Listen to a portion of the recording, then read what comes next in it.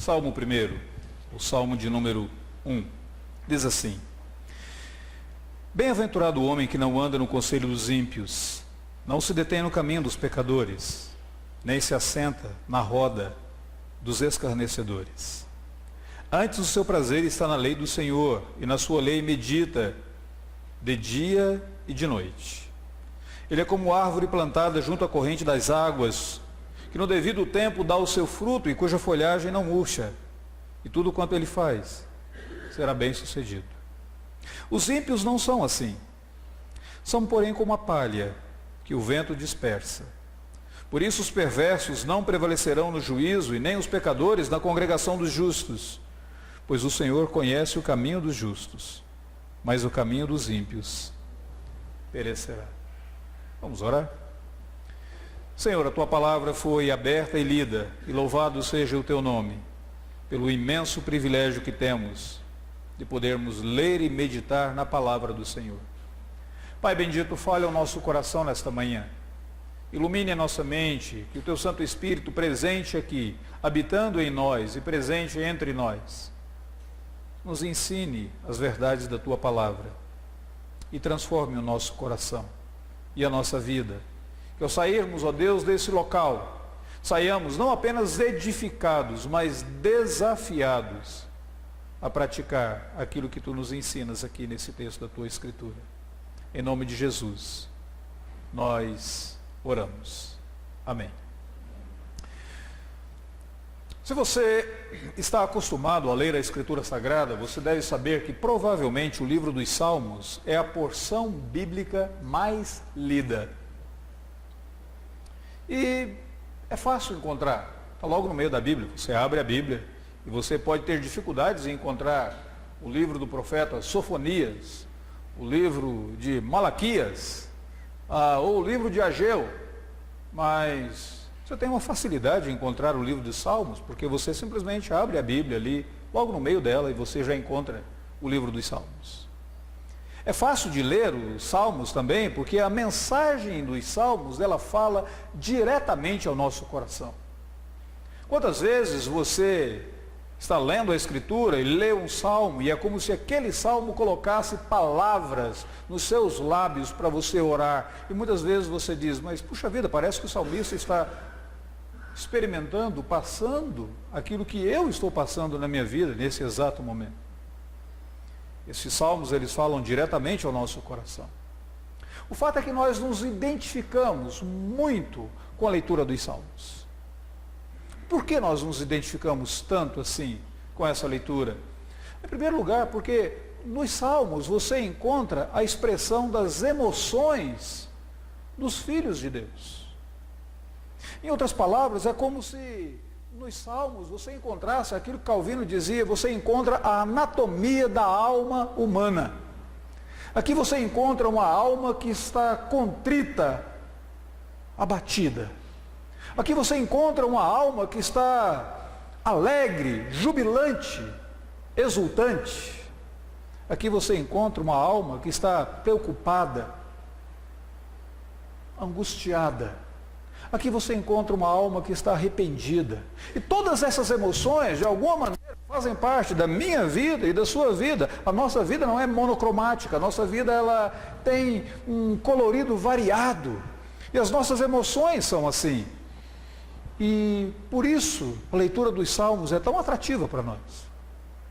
Outra razão pela qual a leitura desses salmos ela se torna bem atrativa a nós, é porque nos salmos você encontra a palavra de Deus direcionada ao nosso coração por meio de orações.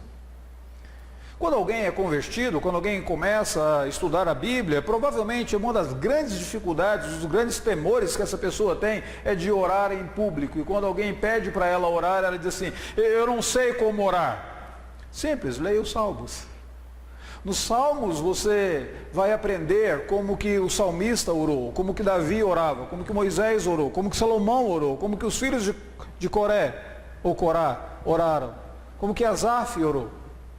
E você aprende a orar com eles, porque essas são orações inspiradas por Deus. Por meio desses salmos nós aprendemos como que nós podemos nos dirigir a Deus, como que nós podemos falar com Ele.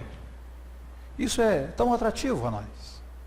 Talvez uma outra razão é porque nesses salmos nós percebemos como que os servos de Deus reagiram a situações do passado, algumas dessas situações que eu e você enfrentamos. Violência no mundo ao redor. O salmista ora e ele diz no Salmo de número 3, diz: Senhor, como tem crescido o número dos meus adversários. Salmo de número 10, socorro, Senhor, porque existe violência no mundo. Como que você reage quando você está arrependido?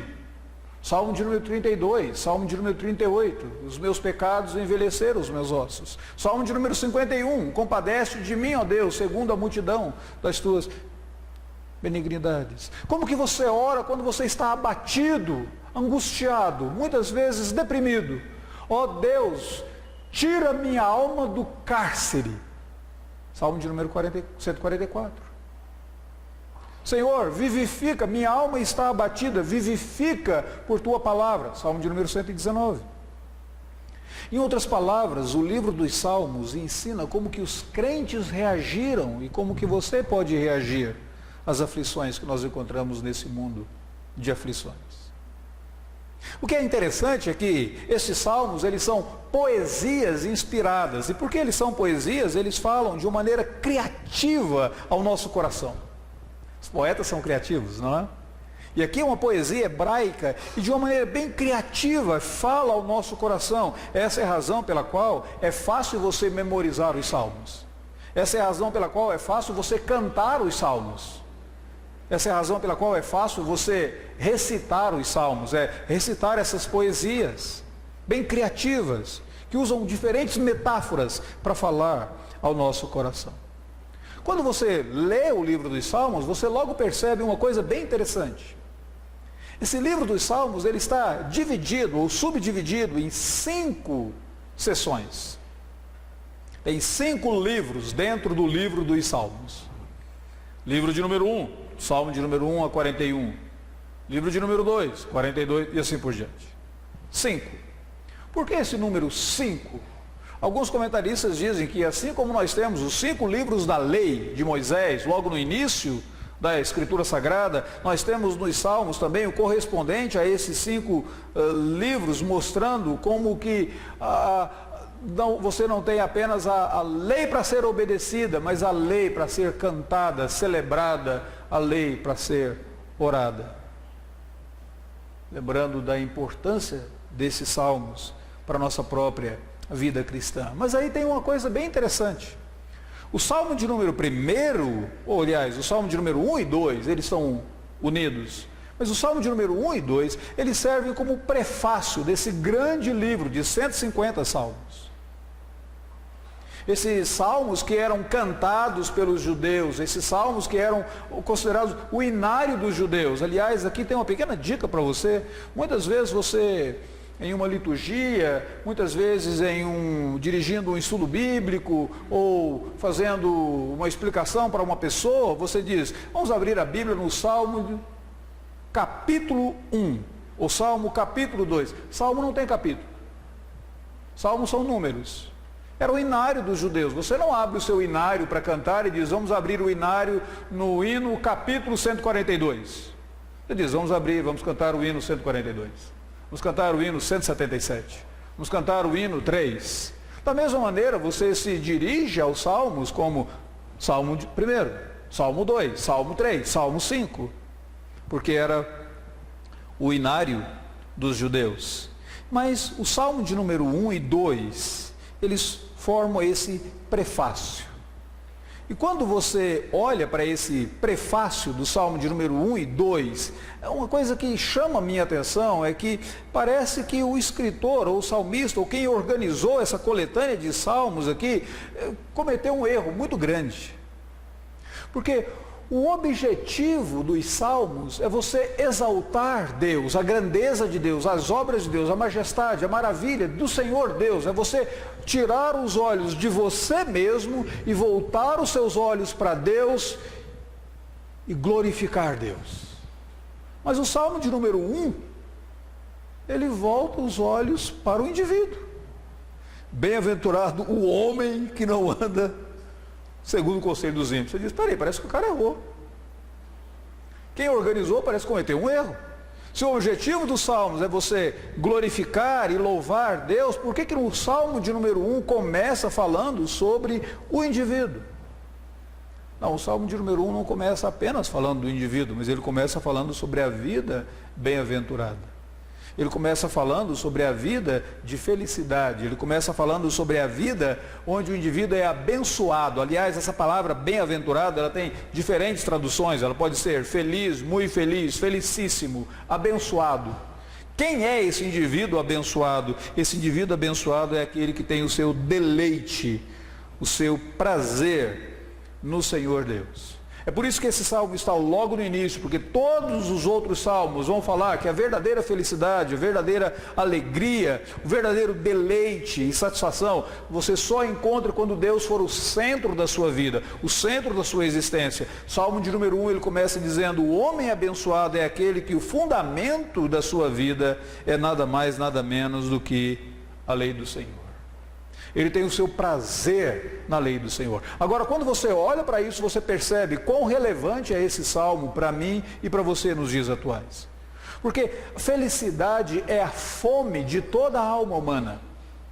Todos nós desejamos a felicidade. Todos nós sonhamos em sermos felizes. Todos nós desejamos essa bem-aventurança. E o salmo diz, deixa eu mostrar como é que você pode ser bem-aventurado. Deixa eu mostrar para você a bênção do deleite em Deus. É importante porque na Bíblia Sagrada, o cerne de todo o problema humano, o cerne de todo o problema da humanidade começou com essa confusão acerca de onde é que nós encontramos a verdadeira felicidade. Não sei se você já percebeu, mas quando nós lemos sobre o pecado de Adão e Eva, quando nós lemos sobre a rebelião da humanidade, nós não lemos simplesmente que Adão e Eva se rebelaram gratuitamente. Mas antes deles se rebelarem, apareceu ali o tentador, apareceu aquela serpente, e a serpente virou para ele assim, é assim que Deus disse, não comereis de toda a árvore do jardim? A mulher responde dizendo, não, de toda a árvore do jardim podemos comer, aliás, das árvores do jardim podemos comer, não podemos comer da árvore do conhecimento do bem e do mal. E o tentador vira e diz assim, é porque Deus sabe que no dia que você comer, você será como Ele não quer que você seja assim, por isso que Ele diz para você não comer. A tentação, o cerne da tentação era mais ou menos o seguinte, Deus não quer que você seja feliz. Deus não quer que você seja bem-aventurado. Por isso que Deus colocou regras, normas sobre a sua vida. E você se rebela contra isso. E você busca a felicidade em você mesmo. Esse é o cerne de toda a queda humana. Então, o deleite, a alegria, a felicidade, como obter a felicidade, sempre esteve em toda a humanidade. Sempre foi a alma, a fome da alma do ser humano. O cerne. E agora o salmo de número 1 começa justamente mostrando o segredo dessa felicidade, o segredo dessa bem-aventurança. Ele vira e diz assim, se você se deleitar em Deus, você terá a bem-aventurança. Não é uma felicidade utópica, é uma felicidade possível, é uma felicidade real. Mas como é que você pode obter essa felicidade? Há 3 coisas aqui que eu gostaria de chamar a sua atenção. Em primeiro lugar, observe que o deleite em Deus, a verdadeira felicidade, o deleitar-se em Deus, começa com a compreensão de que só existem 2 alternativas nessa vida. Só existem 2 caminhos. E, aliás, isso você encontra em toda a Bíblia Sagrada. A Bíblia sempre faz esse antagonismo entre a bênção e a maldição. O monte da bênção e o monte da maldição. No Sermão do Monte, Jesus fala sobre 2 caminhos. Um caminho conduz à perdição, outro caminho conduz à vida eterna. Agora, o Salmo de número 1 começa na mesma tônica. Ele fala de novo sobre essas 2 alternativas. Ele deixa bem claro para que eu e você possamos compreender como nós devemos deleitar em Deus. Nós temos que entender que só existem 2 alternativas neste mundo. Então ele começa a falar aqui do caminho do homem bem-aventurado e do caminho do homem ímpio. Observe o caminho do homem bem-aventurado no versículo de número 1 a 3. Ele começa falando, em primeiro lugar, negativamente. Ele começa a dizer, ele não faz isso, ele não faz aquilo, ele não faz aquilo outro. Em outras palavras, o caminho do homem bem-aventurado é um caminho no qual ele se recusa a conformar-se com o padrão da vida sem Deus.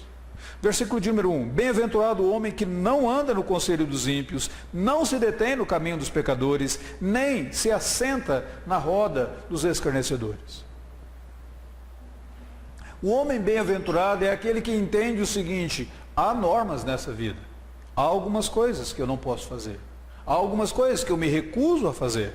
Há algumas coisas que eu não me submeto a elas. Há algumas coisas que eu tenho que ter a firme resolução de não me associar com elas, de não me conformar a elas, porque se eu me conformar a elas, eu não estou andando no caminho da bem-aventurança. Ele começa a mostrar, primeiro, o que ele não faz. Não para mostrar quão restrito, quão tacanho, quão estreito é esse caminho, mas simplesmente para mostrar que é essa resolução desse indivíduo, de não se associar com aqueles que ofendem a Deus. A segunda coisa que você observa nessa resolução é essa recusa de cair na armadilha dessa progressão do envolvimento com aqueles que não amam a Deus. Observe que existe aqui uma progressão, e isso é uma característica da poesia hebraica. A poesia hebraica ou ela faz repetições, ou então ela trabalha com a progressão. E ele trabalha com a progressão aqui no versículo 1, quando ele diz: bem-aventurado o homem que, primeiro, não anda no conselho dos ímpios, não se detém e nem se assenta. Uma coisa é você andar, uma coisa é você passar, outra coisa é você parar, outra coisa é você se assentar ali. E ele está dizendo, existe uma progressão. Todas as vezes que você começa a se envolver com pecadores, você não tem um envolvimento de um momento para o outro total. Mas há sempre uma progressão. Começa com um flerte, começa com um interesse. Começa em você fazendo algumas coisas que aquela pessoa faz. Começa em você parando no caminho dessa pessoa. Começa no fato de você se assentando com essa pessoa e se associando com ela. Há uma progressão. O homem bem-aventurado, em primeiro lugar, ele se recusa a se conformar com esse padrão de vida, contrário ao padrão de vida de Deus. Ele se recusa a cair na armadilha dessa progressão. Em terceiro lugar, ele se recusa a se conformar com as diferentes variações daqueles que ofendem a Deus. Observe que ele menciona aqui pelo menos 3 tipos de pessoas que ofendem a Deus. O ímpio não anda no conselho dos ímpios, não se detém no caminho dos pecadores e nem se assenta na roda dos escarnecedores. A palavra ímpio significa aquele indivíduo instável. É por isso que o ímpio aqui, ele é comparado a uma palha. Palha não tem raiz. Ímpio é aquele indivíduo instável. Ele tem altos e baixos. O salmista está dizendo, bem-aventurado é aquele que não se conforma a uma vida de instabilidade. Uma hora ele está devoto a Deus, na igreja, fazendo tudo. Outra hora ele está lá no mundo, ele é instável. O salmista diz, cuidado com esse padrão. Isso é um padrão ímpio. A palavra ímpio significa isso, instabilidade. Outra coisa que é interessante observar, ele fala sobre pecadores. Quem são os pecadores? São aqueles que dedicam a sua vida a pecar. Eles se comprometeram com o pecado de tal maneira que eles têm prazer em pecar. Provérbios diz que eles não conseguem dormir, dar repouso aos seus olhos se eles não pecarem. Eu falo agora sobre pecadores. E depois ele fala sobre escarnecedores, aqueles que ridicularizam Deus. É engraçado você observar como que a Escritura Sagrada é rica, porque você vai observar, dentre aquelas pessoas que não temem a Deus, nenhuma delas, não existe uma uniformidade, nenhuma delas é idêntica à outra. Você vai encontrar alguns que eles não creem em Deus, e eles são instáveis, eles estão dizendo, eu estou disposto a ouvir, eu vou à igreja de vez em quando. Você vai encontrar outros que eles são escarnecedores, eles ridicularizam. E muitas vezes as pessoas dizem, não, desde que não esteja ridicularizando, para mim tudo bem. Cuidado, porque você acaba caindo muitas vezes na armadilha de ter uma conformidade, uma associação, uma identificação com essas variações existentes entre os incrédulos. Primeiro ele fala sobre esse bem-aventurado, esse homem bem-aventurado, esse indivíduo sempre cônscio, ciente de até onde ele pode ir. O que ele pode fazer? O que ele não deve fazer? Ele tem ciência do que pode ser bênção para ele. Não, ele é sábio nesse momento, de discernir. A segunda coisa que você observa, a descrição positiva agora, no versículo de número 2 e 3. Primeiro, antes o seu prazer está na lei do Senhor, ele se deleita na palavra de Deus. A ideia de deleite aqui ele é atraído pela palavra de Deus. A palavra de Deus tem uma atração sobre ele, de tal maneira que ele se deleita em ler a Escritura Sagrada, ele se deleita em conhecer mais a Escritura Sagrada, estudar a Escritura Sagrada, compartilhar com outras pessoas aquilo. Ela tem esse atrativo. A Escritura o atrai. Ele é atraído por ela.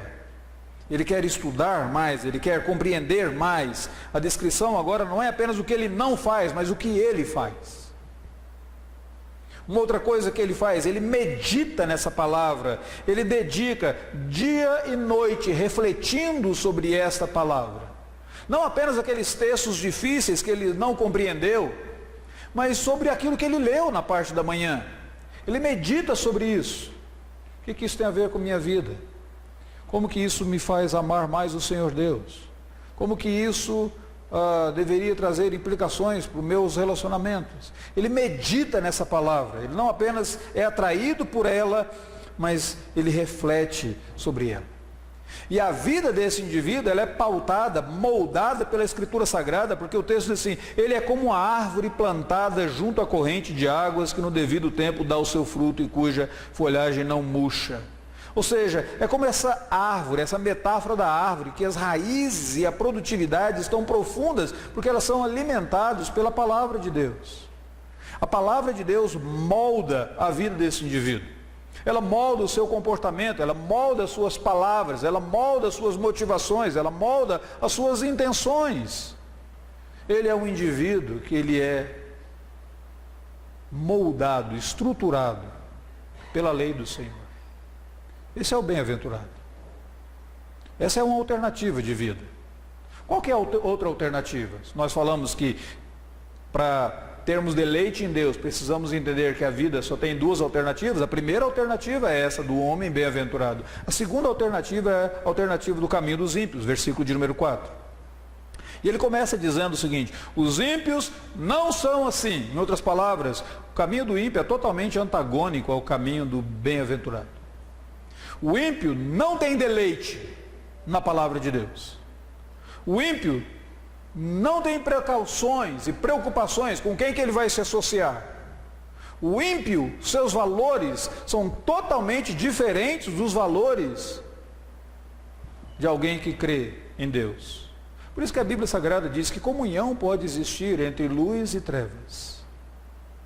Que comunhão pode existir entre luz e trevas? São totalmente distintos. O caminho do ímpio, quando o versículo de número 4 diz: os ímpios não são assim, simplesmente está dizendo, o caminho dos ímpios é antagônico ao caminho do não crente. Normalmente eu converso com alguns jovens, e eles vêm a mim, não quando eles estão pensando em namorar. Geralmente eles vêm a mim quando eles já namoraram, quando eles já noivaram, e agora eles vêm a mim quando eles querem estudar a Bíblia comigo, para eu realizar o casamento deles. E não é incomum encontrar, muitas vezes, alguns jovens que vêm a mim pedindo para fazer um curso pré-nupcial. E eu digo: muito bem, e sua noiva, ou seu noivo é crente? Digo: não é, pastor. Eu digo: desculpa, eu não faço esse casamento do crente com o não crente. O senhor está brincando, não está? Não, é verdade, eu não faço. Eu posso ajudar você a encontrar alguém que realize, mas eu não faço. Mas por que o senhor não faz? Digo, porque vai dar um problemão tremendo. Se uma pessoa não consegue identificar o que é mais importante no seu coração, que é a sua devoção a Deus, ela não consegue compreender os seus valores, ela não consegue compreender a sua devoção, no futuro vai dar um problema sério. E eu não faço. Que comunhão pode haver entre luz e trevas? Eu tenho uma lista de outros pastores que fazem, eu te dou, você procura lá, vai conversar com eles. Eu não vou fazer. Mas o senhor não poderia nem conversar conosco? Conversar eu posso. Posso conversar, posso pregar a Bíblia para vocês, posso mostrar para vocês. Mas eu quero deixar bem claro que não há comunhão. Os caminhos são totalmente antagônicos. Não sou eu que estou dizendo. O Salmo de número 1 já coloca isso de maneira bem clara. Às vezes algumas pessoas assim, pastor, eu queria sua orientação, estou começando agora uma sociedade, eu quero fazer uma sociedade, meu sócio, ele é uma pessoa muito íntegra, muito honesta, muito trabalhador, ele não é crente. Digo, você tem certeza que você quer essa sociedade? Porque na hora que chegar, como vai utilizar os lucros, você pensa de um jeito, ele pensa de outro. Na hora de pagamento dos impostos, você pensa de um jeito, ele pensa de outro. Na hora de integridade nas vendas, você pensa de uma forma, ele pensa de outra forma. Você tem certeza que você quer isso? Os ímpios não são assim. São, porém, como a palha que o vento dispersa. Em outras palavras, o caminho dos ímpios ele é marcado pela instabilidade. Ele é como palha. Hoje ele está muito bem. Amanhã ele está mal. Ele não tem raiz, ele não tem fruto, ele não tem vida, ele não tem valor. É como uma palha. Ele é instável. Seus prazeres são temporais. São fugazes. Passam rapidamente. A primeira coisa que o salmista coloca é, se você quer ter uma vida bem-aventurada, entenda que só existem duas alternativas à vida. A segunda verdade que ele coloca é, se você quer ter uma vida bem-aventurada, entenda que a vida não se limita aqui à terra, a esse período terreno. É por isso que ele diz assim no versículo de número 5, por isso os perversos não prevalecerão no juízo, nem os pecadores na congregação dos justos. O Senhor conhece o caminho dos justos, mas o caminho dos ímpios perecerá. Ele faz menção de duas coisas aqui que diz respeito ao destino eterno: juízo e condenação, perecer. Ele está dizendo que a vida não se limita às coisas da terra. Primeiro eu tenho que conhecer que existem apenas dois caminhos. Depois eu preciso entender que só existem dois destinos. Não existe uma possibilidade de mudar de um destino para o outro, de sair do céu passando pelo purgatório, cair no inferno, ou sair do inferno passando pelo purgatório e cair no... Não existem apenas dois destinos. Existem dois caminhos na vida. Existem dois destinos eternos. Qual que é o destino dos ímpios? O versículo de número 5 diz aqui, os ímpios não prevalecerão no juízo. Já que os ímpios, eles são como palha, marcados pela instabilidade, não existe nenhuma raiz, não existe nenhuma firmeza, não existe nenhum peso, o salmista diz, eles não prevalecerão. O juízo divino virá e a verdadeira natureza dos ímpios será revelada. E eles não terão como se justificar. Eles não subsistirão. Os sonhos deles se tornarão em pesadelos, porque o estilo de vida deles foi o estilo de vida de quem desagradava a Deus. Qual que é o destino do justo? Ele não fala que o destino do justo é o céu. Eu acho legal essa linguagem que ele coloca aqui, é uma linguagem poética, então ele diz assim, o Senhor conhece o caminho dos justos. E depois ele diz no versículo de número 5, ele diz que existe uma congregação dos justos. Em outras palavras, ele está dizendo que aquele que se deleita em Deus, ele é cuidado por Deus, não apenas nessa vida, mas também na eternidade. O destino dos justos, ou o destino dos abençoados, é que o caminho deles é assegurado pelo próprio Senhor. Não depende tanto das suas obras, da sua justiça própria, mas depende do fato de que Deus conhece o caminho dos justos, Deus está com eles, Deus é o companheiro contínuo. E então, o destino dos justos, o destino do homem abençoado, é esse destino dessa comunhão íntima com Deus. Aquele que se deleita em Deus na terra, ele tem o prazer de se deleitar em Deus na eternidade, na congregação dos justos.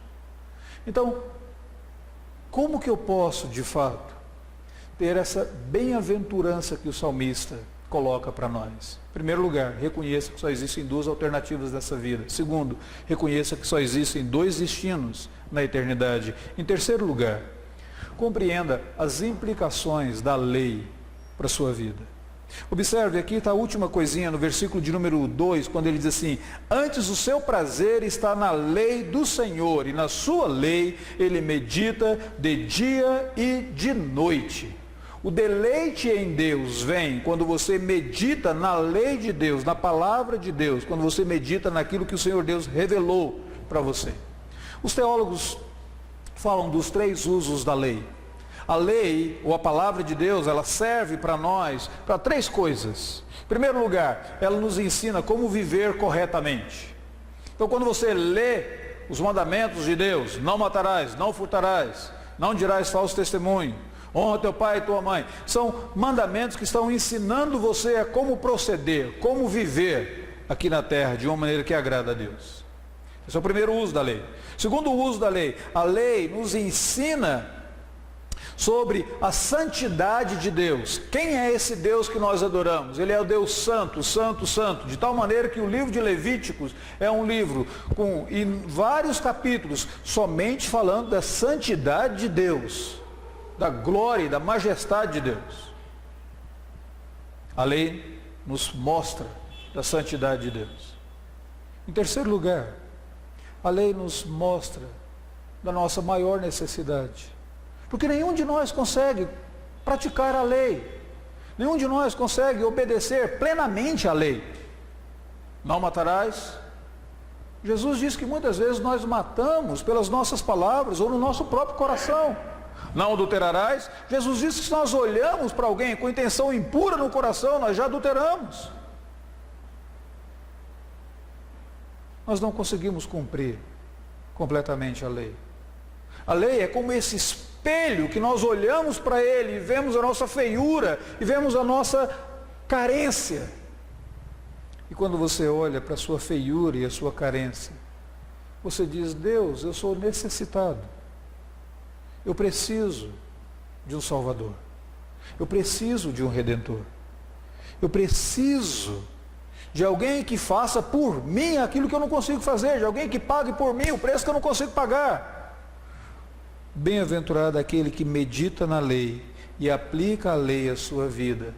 Em aplicar a lei à sua vida, percebe quão carente você é, quão necessitado você é. E aí, como eu disse para vocês que o Salmo de número 1 e o Salmo 2, eles se completam, perceba que o Salmo de número 1 começa com a frase bem-aventurado, e o Salmo de número 2 termina com a frase bem-aventurado. Só que o bem-aventurado do Salmo de número 2 é aquele que tem comunhão com o Filho. É aquele que beija o Filho, é aquele que tem intimidade com o Filho, é aquele que se refugia no Filho, é aquele que depois de ser confrontado pela lei, viu a sua necessidade, viu a sua carência, ele corre para Jesus. E ele diz: em Jesus Cristo eu tenho tudo aquilo que eu preciso. O bem-aventurado é aquele que percebe: só existem dois caminhos nessa vida, só existem dois destinos.